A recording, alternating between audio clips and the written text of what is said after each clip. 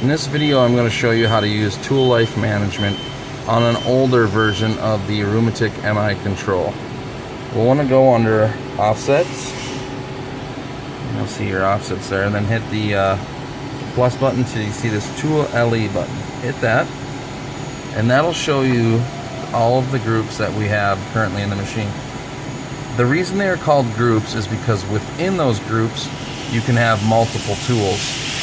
These groups are called up as T1042 in the program, T1044, but if a tool is called up, for instance, if tool 1 is called up in the program and it happens to be within that group, it too will add to that life.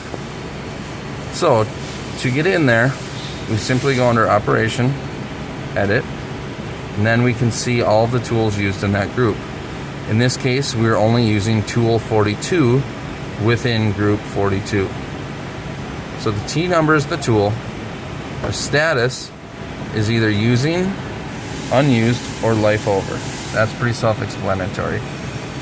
The method column here correlates with the life type here.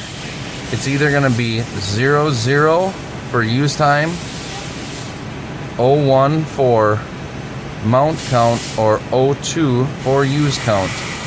Then we have this column here, L revision, which simply says use offset 42 for tool number 42.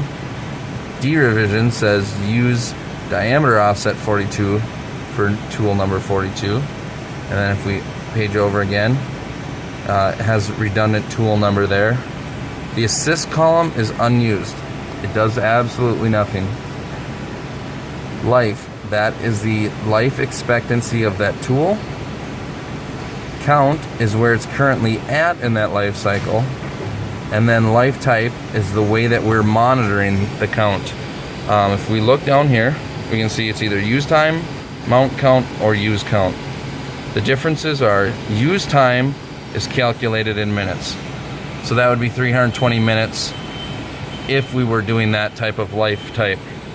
Or you have mount count, which is counted by the number of times a tool is put into the spindle in the program, but then also needs to have switched into a cutting mode like G1, 2, or 3. So for instance, simply switching a tool at the end of a program to be put into the spindle will not trip that counter because it's not going to switch into a cutting mode.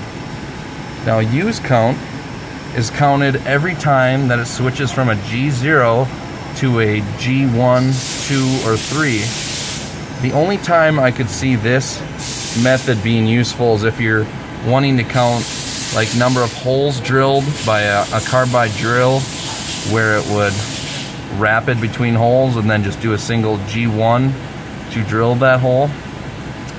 But typically 99% of the time we're using mount count, or essentially cycle count. And that is all that we need to know about Tool Life Management.